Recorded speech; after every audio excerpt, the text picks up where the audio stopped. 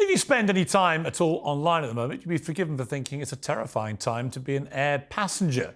Boeing in particular has faced a slew of claims about the safety of its aircraft. Several whistleblowers have raised concerns. A series of high-profile incidents, including a door blowing off an Alaska Airlines flight in January, have caused understandable concern. And yesterday, a British man tragically died of a suspected heart attack after a Singapore Airlines flight hit severe turbulence and plunged 6,000 feet. So should we be alarmed? Well, there's no one better to ask than CNN star and aviation mega brain, Richard Quest, who I haven't spoken to in many years. Richard, great to see you. Good to see you, Piers. It's a fascinating story, this one, of the Singapore flight, because in essence, it could happen to any one of us that flies. There are no unique factors about this case other than you have a plane that is flying along and all of a sudden gets hit by turbulence. But what's interesting, Piers, is that the height that this plane went up and down was not thousands of feet. It was only several hundred feet at each time, but the ferocity, because of what's known as the vertical rate of ascent, that's what was so powerful. This plane was being pummeled up and pummeled down several hundred feet a minute, and that's why it was so difficult. And ultimately, what level did it go from and to by the end of this? Right, now this is where not that much.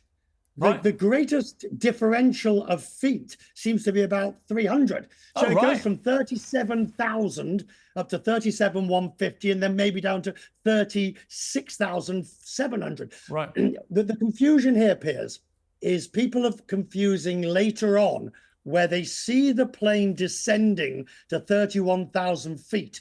But if you look at the chart, that is a controlled descent on autopilot, and it's a continual descent down to a lower level. The actual incident, the differential is from bottom to top is about 400 feet, but it happens aggressively.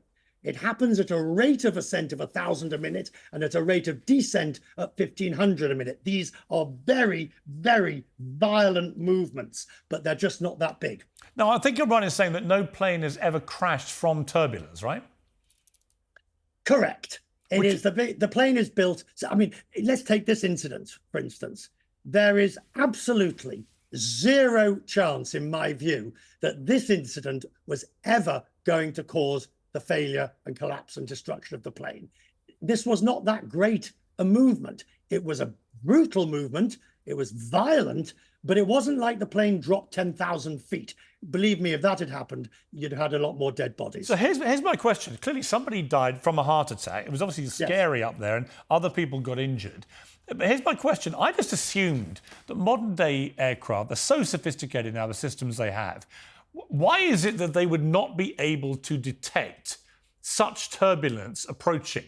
Because I'm told they have all these built-in systems which are specifically designed now to actually detect when this stuff is there. So what happened? There is a difference between detecting the presence of the storm and really understanding the ferocity within it. So yes, they did see that there was a weather pattern ahead, and it was obviously one that they could not go around, so they had to go through, or at least go back, skirt the edges of. But when this thing happens, what they can't tell you is just how bad. Yes, the radar's got yellows and greens and reds on it that will help them understand it. The best way, actually, is what's known as a ride report, which comes from pilots ahead of them. And one of the parts of the investigation will be, were there ride reports that told them this was not very clever to be going through it? Right. Should they? And one other point, Piers. Look at my office, just sort of vaguely behind you. You can see all the detritus of the day. Now, imagine you're on the plane and they're serving breakfast, and suddenly you're told, well, in a minute or two, you're going to hit this. All of this is just going to go up into the air. And that's why there's such a mess. And those panels, by the way, on the roof, they're meant to be opened and to taken down. So if somebody hits it, something opens it, they fail. All the really serious stuff that controls the aircraft is hidden way, way down beneath, under the floor or in the walls. Now, there have been a lot of Boeing-related incidents. You know, we've had wheels falling off, we've had doors falling off, we've had whistleblowers coming forward to point out all sorts of flaws and problems with the company and its engines and so on, and its aircraft. What is your belief about where the truth lies? Does Boeing have a big problem? If it does, what's causing it? Yes is the short answer. Boeing has a big problem. And the problem is one of quality control. Let's go back to the MAX incident. The problem with the MAX incident, where the crashes of the MAX incident, wasn't quality. It was profit seeking over safety. The documentation is absolutely clear. They made mistakes in the way they designed and the way they told pilots about the MAX. But now take that as being year one. You then have Calhoun taking over as the CEO, and you have this 2-year period where he is telling us that everything is changing. Things are getting better. Safety, safety, safety. Safety first. Nothing comes before safety. And then you have this door plug where 4 screws are not put back on. And it not only blows the door out, it blows a gigantic hole in Boeing's argument that they are safety first. Because for crying out loud, Piers, if you're safety first, how do you not put the 4 plugs back on the door? Why? Now, Michael O'Leary, you know Michael of Riot. Yeah. He told me last year, he said, look, we get planes from Boeing, and when we go through them, they're fine. They're perfectly safe. But we find things that aren't quite right. This isn't being, this isn't that. Something has been left on, blah, blah. Nothing terribly significant or serious, but we find we have to put it right. Alaska was an egregious case of that. And now Boeing doesn't have, Piers, Boeing does not have to convince me that it makes brilliant, bloody brilliant planes that fly beautifully and are fuel efficient. It has to convince us all that it can make those planes so that 6 months later, it doesn't have to go and repair them. You see, my parents don't fly at all. My mother's flown like once in 25 years. She's terrified of it. I've never had any problem. I hate heights, funny enough, but I've no problem flying at all. But I've got to say, the more of these things that happen, the more slightly twitchy you get. And what you just said is not massively reassuring, because I always think it's like if the little things start to go wrong, you always assume that inevitably there's a mindset issue that could lead to a bigger thing going wrong. And that's exactly the sort of, I mean, you're talking about dog bites baby syndrome that we have in journalism. You have one incident and suddenly you have millions of incidents, and they were always happening all the time anyway, but suddenly you're seeing them all. And this is really, I think, where we in the media have gone slightly a bit off beam. Let's take United. I mean, United has had a series of incidents, but those incidents were happening anyway, and they weren't that serious. But it did raise the question, which is why the FAA got involved, and which is why United took the measures that it did, and which is why United is now told, yes, you can take new planes again. You can carry on expanding, because there was nothing systemic. That's the word you need to focus on. And in Boeing's case, there was something systemic at MAX. Arguably, there has been something systemic on quality, and that's what they have to address. But thank goodness, there are 1,000,001 people and processes between when the plane is handed over from Boeing to the airline to when you and I actually get to sit on it and it starts to fly. Is it safer to fly now than it's ever been, do you think, just notwithstanding all this? Oh, completely. Absolutely. You got more chance of being hit by lightning than an accident in a plane. Absolutely. I flew yesterday, Riyadh to London, London to New York. I'm flying next week from somewhere else. No, I don't worry, to be honest, Piers, I do not worry about the aircraft itself.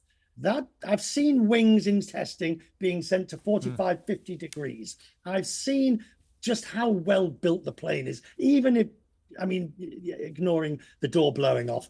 I worry more about air traffic control. I worry more about pilot training in some cases in some parts of the world.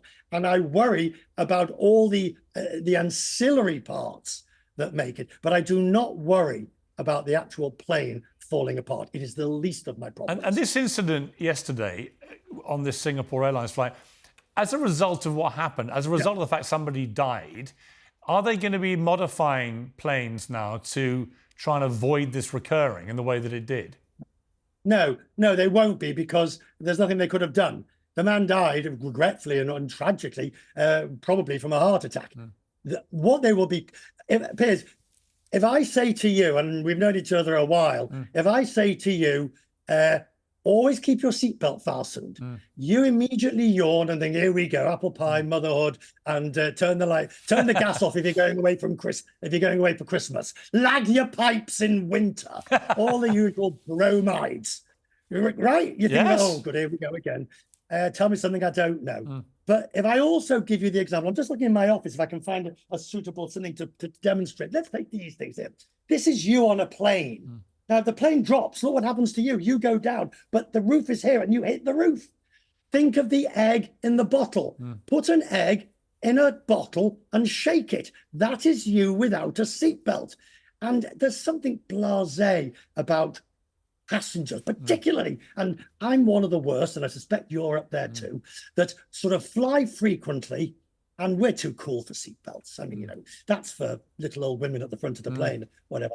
No, I make sure now I always fasten the belt, and I keep it loosely fastened when I'm sleeping, because I don't want to be the egg in the bottle that hits the roof of the plane if we drop. And this thing, Singapore, shows us you don't have to drop much. Only a couple of 100 feet.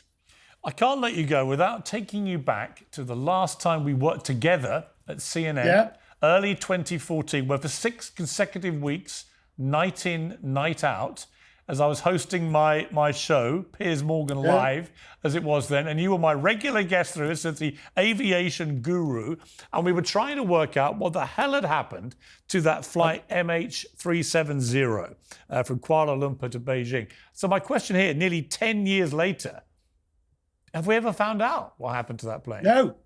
And I'm looking for a copy of my book, which is somewhere here, which I think I sent you a copy of. No, we haven't. And that's fascinating because people will tell me this happened, that happened. We don't know.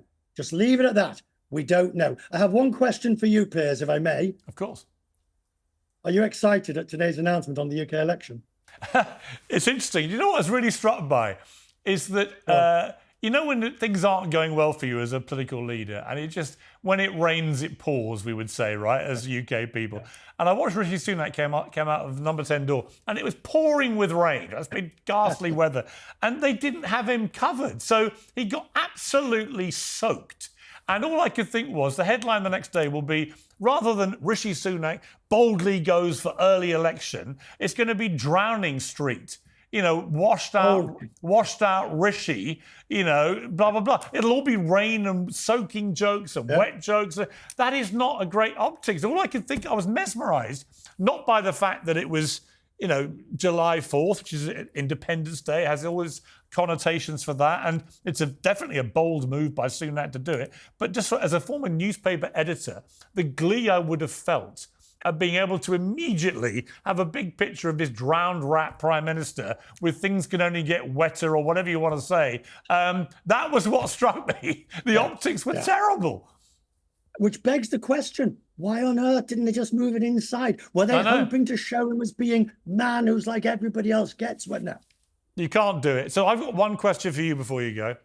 And it's this. You fly a lot, and you've already given some insight into the ridiculous schedule you have. Who is the person in the world, present company accepted, who you would least want to be finding yourself sat next to on a long-distance flight? Oh, least want to? Least want to. Oh, that's easy. That's easy. Wherever I'm working, the CEO of the company. It's like being, the first time you're invited to go on the corporate jet, you really think you've made it. You're the dog's box. And you really think, oh, this is great. And then you get to realize you've got to sit on this bloody plane and make polite conversation without giving anything away to the CEO, who incidentally always gets the best seat at one end at the front of the private jet. So I love sitting next to strangers and making conversation, and I love all of that. And I've perfected the art of saying, you will let me sleep now, won't you? Do forgive me. And up we go. But no, the person I would least like to spend 12 hours across the Pacific is the CEO. I once spent 10 hours flying from London to Las Vegas on a Virgin Atlantic flight in one of their, the pods they used to do in first class. upper class, whatever they called it. And there was a very glamorous lady lying next to me, and we got on really well. We started having some drinks and laughs and talking, and we never actually got round to what we both did. And eventually she went to sleep. And one of the stewardesses came on and went, "You're getting on very well with Shania." I said, "Shania?" She went, that's Shania Twain. And we'd been speaking for 3 hours without me ever clocking that she was, at the time, the biggest country music star in the world, on her way to the Country Music Awards in Vegas. So you never know on a plane, is my thing. You never know. Richard, great to catch up with you. Thank you so much. Anytime, Piers, anytime. Take care.